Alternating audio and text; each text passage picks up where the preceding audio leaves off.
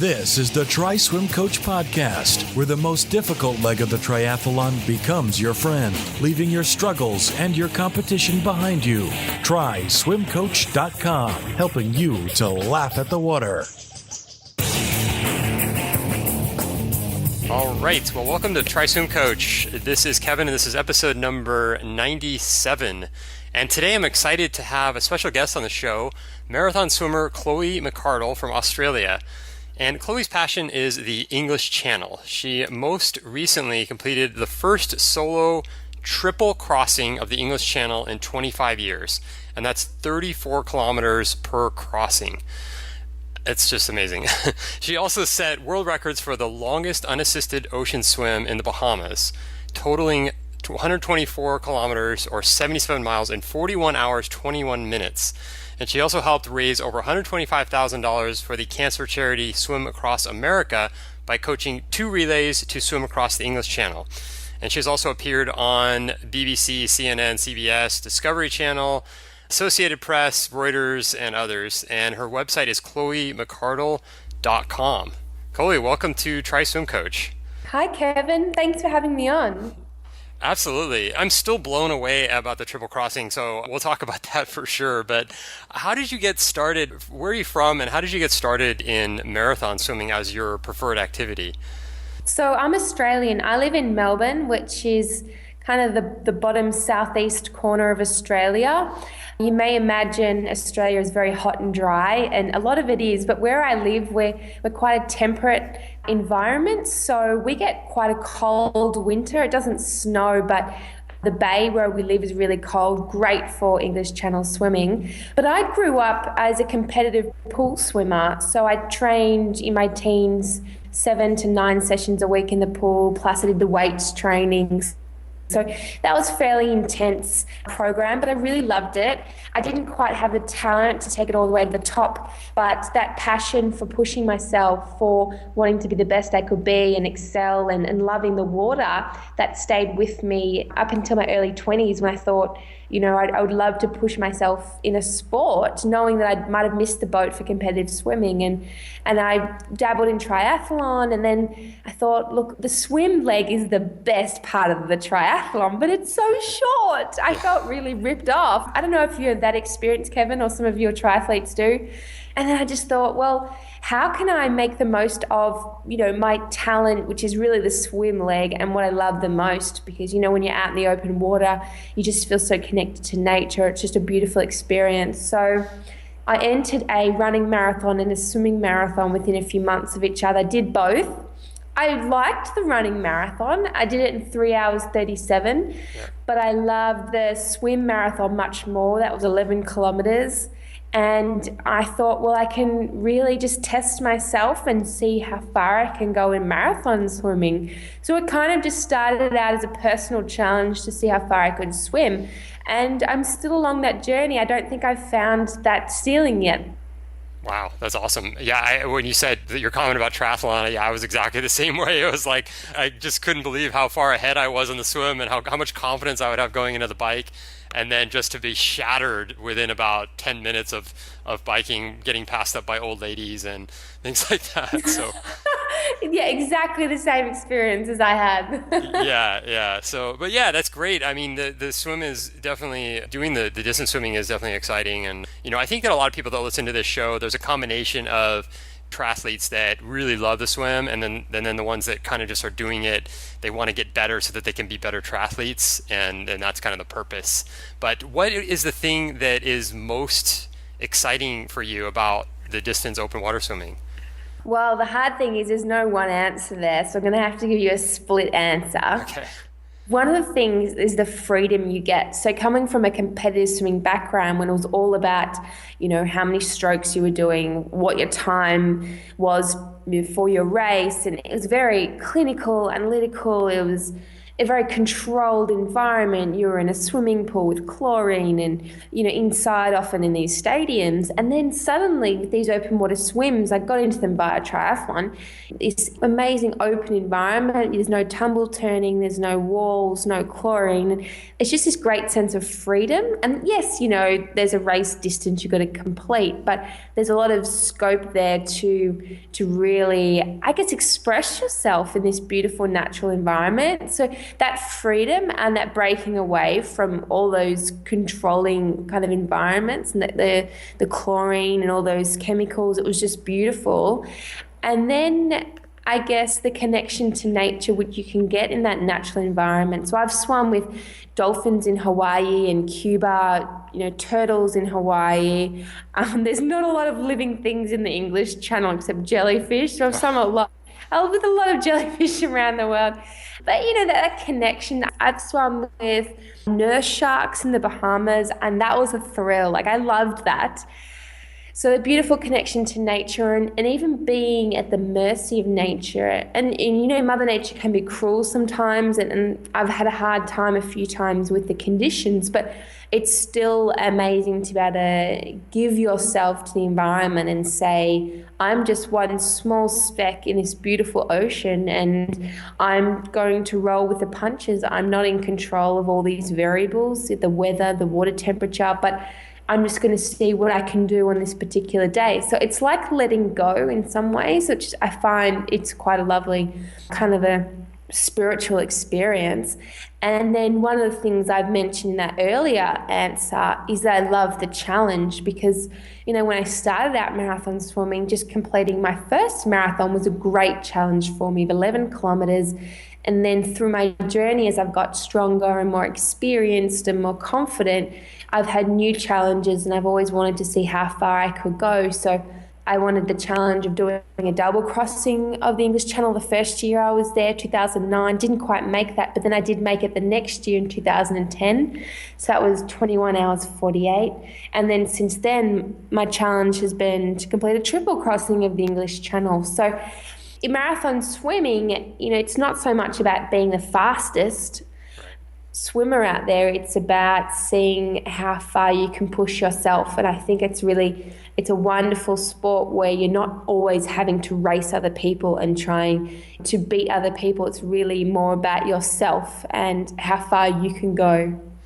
Yeah, I really like how you put that it's an individual thing, and the spiritual part of it I think is really important. And I don't think anyone has really talked about that much, but it sort of like represents a meditation of sorts where you're out there and, like you said, you're dealing with elements, you're dealing with kind of ups and downs out there as you do in life, and it's sort of thrown at you all at once. So it's kind of I think a good representation of what happens throughout your life, right?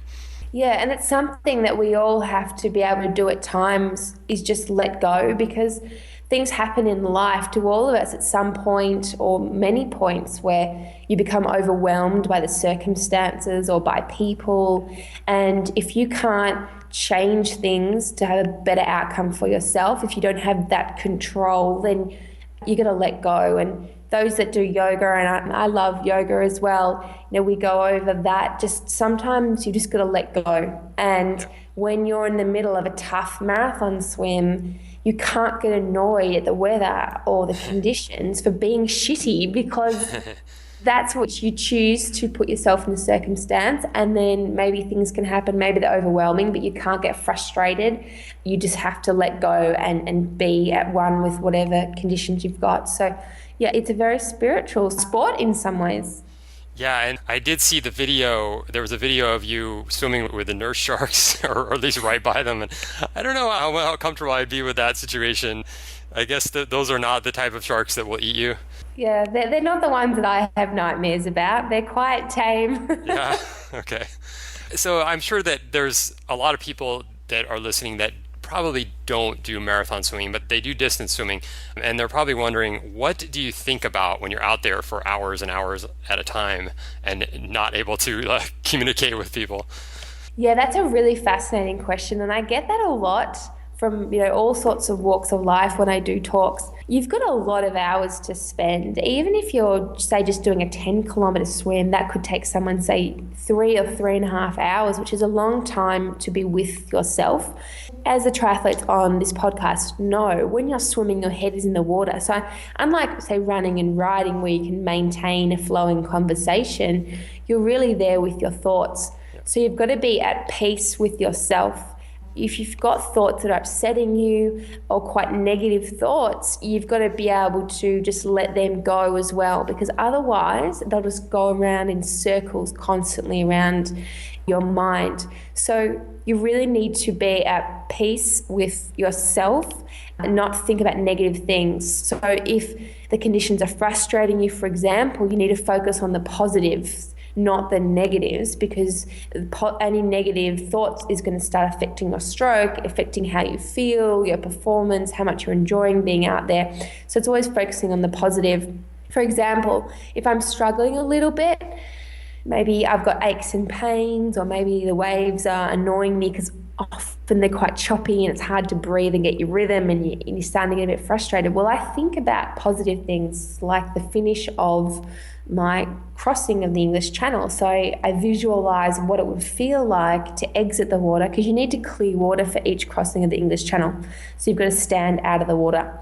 And a beautiful thing is you can look back to where you started. So when you finish in France, you look back towards England. It's over the horizon, so you can't see at that point, but it's just an amazing feeling when you can look over 30 kilometers, and it's a bit further than that, but you're looking about 30 kilometers into the horizon, and you're absorbing that feeling that I've just swum all the way from another country. So it's those positive thoughts that often keep me going in tough times. And I do get tough times. It's not all pixie dust and fairies and happy times. So focusing on the positive. Sometimes I, for example, just go into a meditative state, like you've mentioned, so letting go. If you obsess too much about the time, like how long you've been swimming for, how long you've got to go, there's a lot of questions that marathon swimmers ask, well, that makes time drag much slower. So if you can just let go and just be in the zone, think about your stroke, be in a happy, peaceful state, then time will pass quicker. So often I'm trying to zone out. And if I'm in a really, really bad place, for example, the end of the double of my triple crossing, which I did in August this year, it was late at night. I'd been out there 18 hours at that stage. So it's pitch black. I was hypothermic, mild hypothermic at this stage, because I felt really cold. I was self-aware. And I thought, well, I've got to get through this full night. I'm really cold. I really want to do this triple crossing.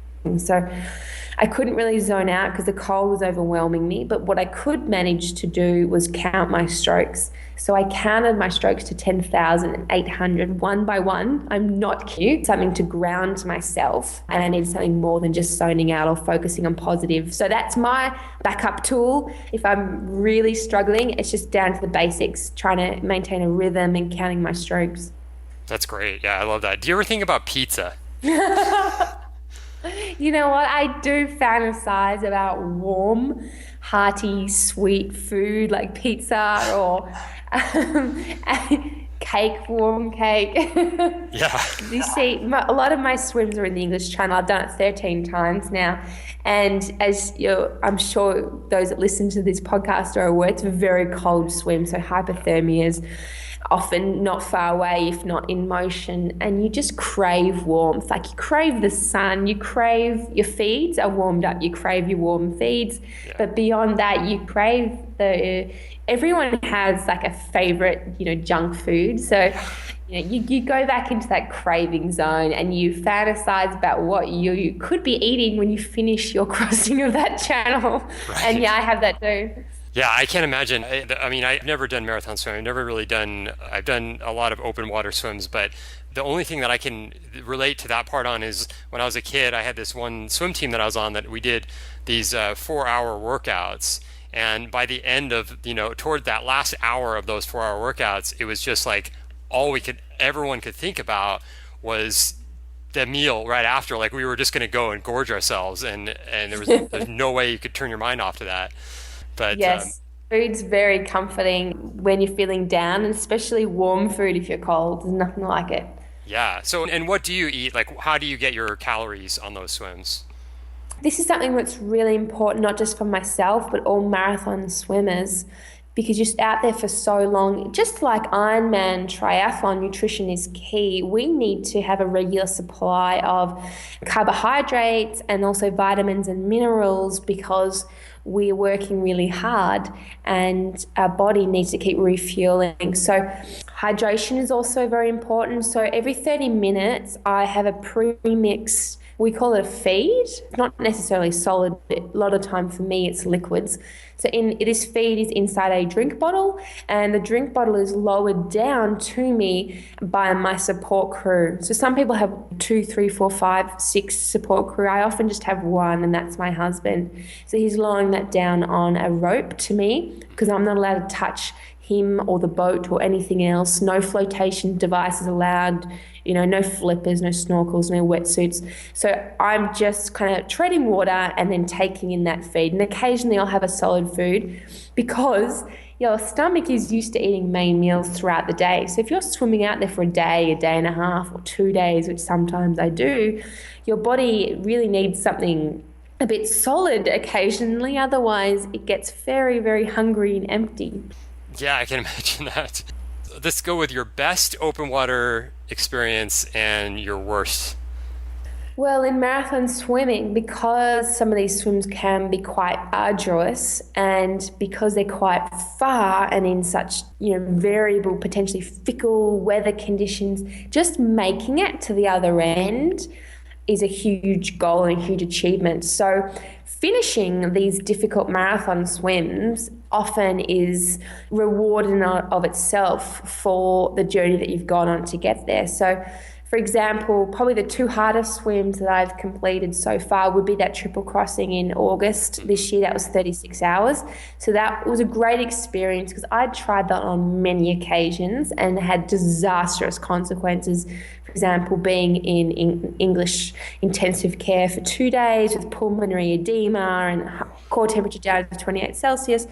So to finally finish that swim and put those negative experiences behind was amazing. So that was great. Finishing that Bahamas world record, I went through hell. I had severe burns from the sun. I'd had box jellyfish all over me. I was pulling tentacles out in the middle of the swim. And, so finishing that was amazing. So you go into this euphoric state often when you finish these marathons. So they're the best times. Were the worst times. I've had a few of them too, but probably the absolute worst was in the middle of a Cuba to USA attempt back in June 2013. Unfortunately, I didn't finish that swim. I don't always finish these crazy events. We think they were box jellyfish, though it could have been irukandji, but either way, they're potentially deadly jellyfish. And so I had them swarming all over me, and the venom was pumping through my lymphatic system, and I was basically paralyzed from the hips down, and I was screaming to my support crew, and the pain was so bad that I really would have preferred to be put out of my misery than to keep in that pain threshold. It was really out of this world. So for about 3 hours, I was just making these screaming / whimpering noises, and it was uncomfortable. That's why I haven't gone back to do that swim again. And people are like, oh, when are you going back to do the swim? And I've told you before, I'm not going back. They seem to not believe me. I'm like, I'm really not going back. Yeah. You don't understand. It was horrific. Oh, come on, Chloe. You're from Australia. You have the more things that can kill you down there than anywhere in the world, right? Yeah, I think we have 12 of the 13 of the world's most deadliest snakes. I don't think any of them are sea snakes, though. Yeah, that's right. I think, aren't there box jellies down there? Don't you have them in Australia? Yeah, we have both box jellyfish and irukandji jellyfish, and 60 people have died from either of those 2 jellyfish stings since records began. But they're concentrated mainly in the north of Australia and only at certain times of the year. So it's well known that you don't swim in those waters at the times of the year. And if people do, they'll wear stinger suits. And I wasn't under the rules I was swimming under because they believe in traditional marathon swimming, bather's goggles, cap. I couldn't wear a stinger suit during my swim, but it would have prevented a lot of the stings, yeah. Oh, yeah, for sure. Yeah. There was a swim that I can't remember. I watched a few of your videos, and one of the ones you came out of the water and you were kind of swollen up and you just collapsed, and someone like kind of helped you to not fall over. So that was the end of that Bahamas World Record swim, October 2014. I just had that anniversary actually a week ago. It's been a year since that. So the swelling was because I had encountered a lot of box jellyfish stings during the swim. So that venom causes swelling. Yeah. Also, being immersed in salt water for an extended period of time causes swelling in the body. I'd also had severe sunburn because even though I put sunscreen on a lot of it before I started, it would have washed off with sweat and the salt water within, say, 4 to 8 hours. Right. So it was still burning for a lot of the time out there. It was sunburn on top of box jellyfish burn. And so during the day, the sun was burning so intensely, I couldn't wait for the night because then the sun would go away. But in the night time, then I was getting stung by the box jellyfish, and then I couldn't, and I was getting hypothermic. So I was getting cold in the middle of the Caribbean. It's 28 Celsius. The air temp was very similar. Getting cold probably from what was happening inside my body from that poisoning and the burn. So it was ironic. During the day I wanted it to be night, and then the night I wanted it to be day, and then I just wanted it to be over and done with. Yeah. So at what point do you, on any of these swims, when does your thought process start to go to, this isn't worth it, I need to stop and just quit, or the other way around where you're in pain, but you're like, no chance, there's zero chance that I'm going to stop. I'm just going to keep going no matter what. Like, how does that go? You see, that's the thing. If I had been bitten by a shark, I would be like, yes, let's get out. In the Cuba swim, I was in so much pain. I was like, I can't swim. I can't move forward. And this needs to finish. But I couldn't say that because I was in so much pain. It was just this screamy, whimpering, lack of swimming thing happening. But besides that, I'll pretty much swim myself into the ground because I'm very stubborn and very strong-willed, and there's so much energy that goes in, not just myself, but a lot of work from my husband, and then we have support teams, and we invest a lot in making this happen. So financially, we're heavily invested in each of these major swims. So there's very little incentive for me to go, I'm in a bit of pain, or just get out. Like I really want to make it to the other side. And I'm not driven by fame or money because really there's none of it in marathon swimming. Yeah. Unless you're a bit of, say, Lance Armstrong like character who exploits the sport. And we have one of them in our sport, and it's very unfortunate. So the desire is really I want to fulfill something that's really important to me. I want to keep pushing myself. So if I'm going to see how far I can go in marathon swimming, I'm going to have to move through pain thresholds, pain barriers, and all sorts of crazy weather conditions and encounters with wildlife. So it's a given that I'm going to have to go through some difficult things in these longer marathon swims. And I want to do that. I want to be able to take my body and my mind to these places, to new places. So it's an existential journey that I'm on as well as the physical journey of getting from A to B. Yeah, no, where do you think that drive comes from? I mean, I know you have a charity that you swim for. Is that part of it, or is it something else? Like, where's most of that drive coming from?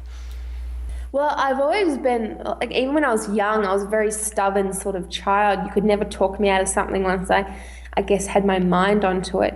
So I think that, I don't know, maybe that the sense of just wanting to push through things, and when my mind's fixed on something, to achieve something, that it is the basis for that. Yeah. It's hard to tell. I don't think I have a straight answer. The charity component of what I did do a little bit of fundraising myself, as in calling for donations for my Cuba USA swim, and I raised about $5,000 for cancer charities, which was great. But in another way, I was kind of disappointed because I wanted to make more of an impact and raise more funds. Mm-hmm. So I thought to myself, how can I help raise more funds for cancer charity? But I'm not very good at fundraising myself. So then I thought, well, I'm moving into coaching and I love the English Channel. So moving into specifically coaching people to swim the English Channel in solos and relays. And I had these spots reserved because I reserve them years in advance with pilots, English Channel pilots, because I want the best ones. So I approached Swim Across America, who I had done a little bit of fundraising for, Janelle McCardel, same surname, ironically. I said, Janelle, look, I've got an idea. I know you've never done this before because they'd never done an event outside America. But I would love to coach some of your swimmers to swim the English Channel. It's quite ironic too, me being Australian, coaching Americans to swim the English Channel. Right. And I said, look, they can fundraise for your charity. I'll coach them via distance up to a year in advance. I'll go to England with them. I won't charge you any coaching fees. I just want them to raise lots of money for you, have an amazing time. And it's also great for me because I was, developing as a coach. I've only been doing it for a few years, so I'm on that journey as well. And I felt that the swimmers, the charity, myself could get a lot out of it. So in 2014, 10 swimmers across 2 teams, so it was 5 in each team. Collectively, they raised about $125,000 for Swim Across America, which is then distributed to cancer charities. So that was wonderful. The swimmers got a great experience. They were all successful. I was really proud of all of them and their fundraising efforts. And Swim Across America, before they'd even done their channel swims, a few months before in 2014, Janelle said, this program's going really well. Let's sign up for next year. And I'm like, well, why don't we do it every second year? So she booked in 2 relays to swim the English Channel again in 2016. So they're going to start training soon. They're going to be in September next year. So, it's a great program, and I feel like I can give myself to this charity and we can hopefully continue this special program. Wow, that is awesome. That is really, really great that you're doing that, tying it into a charity that's helping people and, potentially saving people's lives and everything like that. Really impressive. So let's talk about training a little bit. First of all, can you kind of talk about how you train for a marathon swim? And I think a lot of people are wondering about, what about the fat gain? How much do you have to do? How much weight do you have to gain? And then another point is, how do you avoid injuries with all that swimming that you're doing? Yes. Well, that's kind of a 3-part question. So let's start with the talking about training. Well, it really depends on what sort of marathon swim you're training for. If it's one of the shorter ones, 10 to 15 kilometers, then it's not, I would say, not too much of a commitment, maybe 4 or 6 sessions a week. But the swims that I generally do, I like, because I want to keep pushing beyond where I've been, I often go for very long swims, like double or triple English Channel or even longer. So really I need to treat my training as if I'm an Olympic swimmer. So I need to train morning and night. So I'm basically doing 10 to 12 sessions a week. Most of that swimming, some of that are other things like strength and conditioning, yoga, Pilates, things like that. A bit of resistance training, but nothing too serious. No free weights, for example. It's quite time consuming. It takes up a lot of my energy. It's another reason why I love coaching, because that's quite flexible, and I want to have the flexibility in my day, and I want to have the flexibility to travel and to go on these journeys with these amazing people. So it's quite intense training. Does that kind of answer your question about the training? Yeah, so is that, are you training in a pool, or are you mostly just open water, or a combination? Yes, so most of the year, about 75% of my actual swimming is in the pool, and it's following a competitive program. So a lot of it's interval training. It's quite intense. We'll do aerobic work in the warm-up, cool-down, in drills, but a lot of it is working at some level of intensity, so getting your heart rate up. So it's quite hard work, but that's really good for my fitness and for my endurance. A lot of marathon swimmers at the masters level, which is nearly everyone in marathon swimming, they'll swim slowly because they're focused on volume of the week. The aim is 20 kilometers for the week or 25 kilometers for the week. So they'll swim slow in the pool, then they'll swim slow in the open water. It's not the way to get your fitness where it needs to be and to get the endurance and that conditioning of your body. So I do a lot of interval quality training, but I have to throw in the open water swimming. It's good to experience different conditions like the waves, but also for swims like a cold water swim, you need to acclimate to the water temperature. So you need to swim in cold water if you want to swim a marathon in cold water. So for example, I swam in Loch Ness, that lake in Scotland, where they have the infamous Loch Ness creature. So I swam in that 3 to 5 hours a day, and that was 11 to 13 Celsius. So you're looking at mid 40 Fahrenheit plus, actually even low 40s it would be. Leading into that triple crossing of the English Channel, because I needed to be robust. I needed to be strong in cold water. No one's born ready to swim in cold water. It's something you gradually acclimatize to. Did you see the monster out there? The water's quite murky, like it's a bit brown. It's fresh water, hard to see. So visibility is only 2 or 3 meters. No sightings of the Loch Ness monster. But you were thinking about it when you were out there. I like to say I'm a believer, though. I hope she's down there. Did you ever think when you were swimming out there, like, what if it just pops up out of nowhere? This whole thing is real. Well, the first swim I did in there, it was this year, the first time I visited. It was a bit freaky. Yeah. I yelled out to my husband on the side, I don't know if I can swim, because I set a point to myself, like 800 meters on the other side of the lake. There was this house. I was like, I don't know if I can do this. Yeah. So first swim I did, I was actually just swimming around in little circles because I wanted to be near the edge just in case. But then I got the confidence and I swam down to Urquhart Castle. Some people might know where that is. That's a famous castle on the lake. And then I was just swimming all around the lake. The boats, there's these tourist boats that go up and down constantly. They weren't too impressed that I was swimming out there by myself. Yeah. I really should have had a kayak. Don't do that. Do not swim in open water by yourself. I'm a bad role model. Yeah. So phrase what I just said if you're listening. Yeah. Good point. I think the second part of your question was about fat gain. Yeah. So if you're swimming something like the English Channel, which is a very cold swim and it takes people many hours, the average time for a single crossing is 13 and a half hours for a solo. Well, you may need to put on a little bit of fat depending on what your body type is like. If you're already quite generously endowed with a bit of fat, then you may not need to put any on at all. But if you're built like a typical triathlete, especially an Ironman triathlete, and you are really lean, then you will struggle in that cold water. And a lot of triathletes do struggle when they take that wetsuit off and if the water's not nice and warm. So there is some degree of weight gain, but I'm a believer that the leaner you are, if you can swim lean, try and swim fairly lean, as in you don't need to eat so much that you're overweight, borderline obese. I think that's taking things too far. The more training you do in cold water, the less you need to rely on getting fat, because that cold water training is your buffer rather than layers of fat around your waist. So I do put on 5 or 10 kilos, but I try and limit that as much as possible. It's not healthy to have that weight on. Yeah, I think that's a bummer for a lot of people. They wanted to hear you say, yeah, you have to go on a cheesecake and pizza diet for at least a few months, and then you're part of your training, right?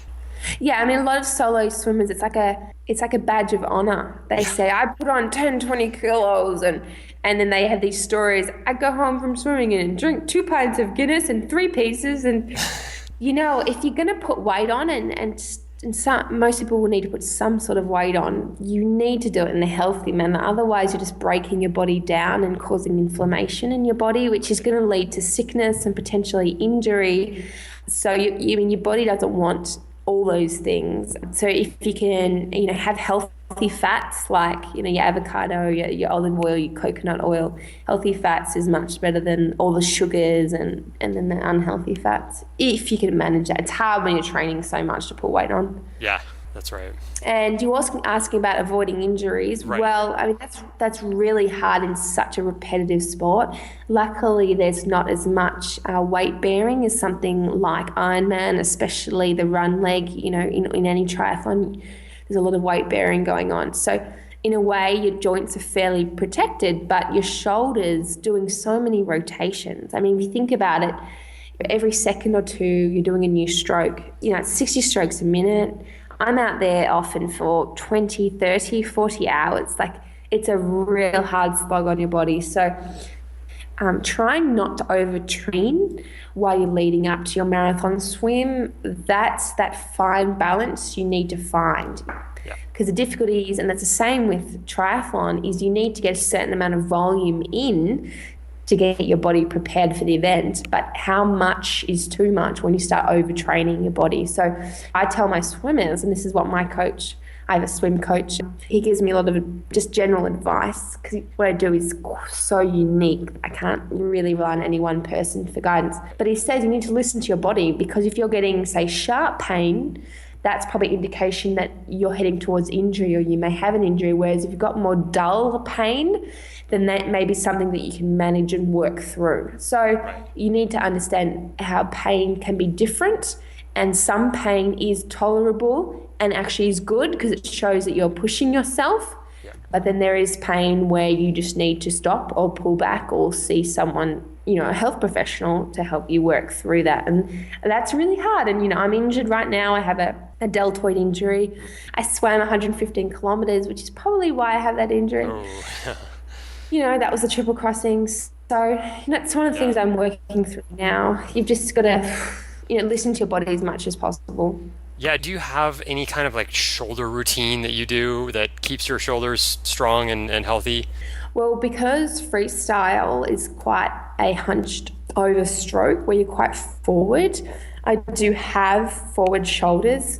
So I do a bit of work with a TheraBand where you're pulling your scapula back, and strengthening my scapula is something, it's a continuous thing I need to work on. I don't think it's something where I'll just achieve a good balanced, strong scapula and then I can just stop. So it's more of a maintenance thing to help pull my shoulders back because I'm quite forward. And it's the same with a lot of swimmers. I'm sure there's some triathletes who have that issue there. So I have a bit of a winged scapula. So that maintenance work is really crucial. And because I'm not swimming as much at the moment because of my injury, I'm doing more yoga. So I'm opening up areas that have been quite constricted from the amount of training I was doing, and from the triple crossing itself, that breaks down the body a lot. So at the moment I'm focusing on giving back to my body rather than training hard, which is not possible with an injury, but it's not clever at the moment because my body is still trying to rebuild and regroup after that 36-hour marathon. Yeah, I can imagine. Because you're in coaching as well as training for these events, are there any typical mistakes you see people making in open water swimming? Well, one I mentioned before is that they're getting ready for a marathon, so they basically just double their volume, but they don't look at the intensity. So if someone is getting ready for a marathon, say it's their first one, well, first of all, congratulations for committing to it. It's a fantastic thing to put yourself out there and say you're going to do that. So that's great. Now you need a quality training program. So unless you have come from a strong, say, competitive swimming background and you're confident in writing a quality program yourself, which includes a lot of interval work, then you should find a great coach who can, either in a squad environment, who can get you working hard and get your intensity up, or potentially a distance program where a coach writes a program and you're confident you understand what's expected of you, understand how to swim on that program well and get what you need out of the session. So a bit of guidance from someone who can help you with your training. And then also every marathon is a little bit different. There's all these variables involved. So if you can find a mentor who's done the swim that you're hoping to complete, then definitely approach that person or a few people and ask for as much advice as possible, because there's a lot of knowledge out there in marathon swimming, and it's a great community-based sport where people are often very keen to share with others. So reach out, even if you don't know that person, and they're probably willing to share with you. So I get a lot of people reaching out to me. There's a Marathon Swimmers Forum if you go to marathonswimmers.org, and there's lots of threads about all sorts of marathons around the world, so you can pick up advice here and there, and you can partake in that community sharing, which is great. That's awesome. Now, this is something that I was curious about, just hearing you talk a little bit about the community. Where do you see marathon swimming going? What kinds of things do you see happening in the sport? Well, I'm not sure if you've noticed, but marathon swimming is, and even just open water swimming in general, the popularity is going through the roof in Australia, the US, the UK, and a lot of people now are moving into the cold water swimming sphere. So channel swimming has had a bit of revival the last 5 to 10 years, which is great because it was really dropping off for a while there. So I think the participation rate is getting higher. There's more swims popping up here and there. For example, there's like a chill swim series in the UK, which is dedicated just cold water swimming, and a lot of those swimmers don't use wetsuits. So, there's many swims around the world, the participation's going up, and, there's a few swimmers out there wanting to push the boundaries. There's a few people wanting to swim a triple crossing who are trying and who are having a go, which is awesome. So I think most of the sport is very community-based. As I said, it's not really a sport week, and it's not professionalized at the top end like triathlon has, a dedicated group of those that would call themselves professional triathletes. So it really still is grassroots sort of a sport. And the participation rate's increasing. Yeah. I guess that's the main thing that I've noticed in the sport recently. We're not going to be seeing live coverage on ESPN anytime soon? I'm not sure. I'm still trying to work out the American media. Yeah. Definitely not in Australia. I think marathon swimming is still more of a curiosity than something that is mainstream. But hopefully more and more as we get more coverage of marathon swimming, it becomes more of a mainstream sport. Yeah, it's funny. I was in Australia for a couple months back in 2008. And the one thing that I noticed is that the media definitely covers swimming as a sport, just more like competitive swimming, a lot more in the US, because there's like headline news was about there was some incident with one of the top swimmers in Australia, and it was all over the news. And I'm thinking, like, here in the US it doesn't ever make the mainstream. I mean, it's in sports maybe around the Olympics for a couple weeks, and that's about it. Yeah, well, ours is still fairly concentrated around major events. Yeah. We've had a few scandals in our competitive swimming, the top end groups from the last Olympics and things. So that's been making a lot of news. Yeah. But yeah, marathon swimming. I mean, my swims do get some good coverage, but yeah, it's like the US. Our sport's dominated by mainly football. You'd have gridiron. We have what we call Australian rules, AFL. Right. It's hard to get cut through, unfortunately. Yeah, that's right. So now what are your goals coming up? What else do you have on the agenda? Well, short term, as I've kind of been alluding to, it's giving back to my health, because I've done some horrible things to my body in the last 12 months, the Bahamas swim and the triple crossing. So I'm doing less swimming, more yoga and Pilates and other sorts of things. I do want to set another huge goal, but the difficulty is I've reached the furthest that anyone's swum in the ocean unassisted. So I don't really want to go and break that, because it broke me down. I was in intensive care on and off for 5 days. So I don't want to replicate that really much. 3 laps of the English Channel is the most that anyone's done. So yeah. I'm kind of struggling to find a new goal. I would love to do a long swim in Asia of about 200 kilometres plus, but I can't see any big swim coming up in the next 6 months or so. But it's actually really good, because I can sit back, I can focus more on my athletes. So I'm really loving coaching, because I get to share my journey with other swimmers, and that inspires them. But interestingly, they actually inspire me, because they're on these amazing journeys and they're so positive, and their goals may not be as long as mine, but their goals are as equally as important. And when I see the transformation they go through and the joy they get out of achieving things they didn't think really was possible before they started, I mean, that's a great joy to me. So right now I'm getting my 2016 group ready to swim the Channel. So Swim Across America, they've got 2 relays, I've got 4 solos and a few relays that are going across. So a lot of my energy is focused on that, and it's great. It's a great environment. It's very positive, and I love sharing, with the community. So it's a way that I can invest back into the marathon swimming community, because I've had a lot of great support. I've had a lot of Americans on my support crew, and as well as, Australians and other sorts of countries. So yeah, it's a way that I can participate in the community without having to put my life on the line every few months. That's awesome.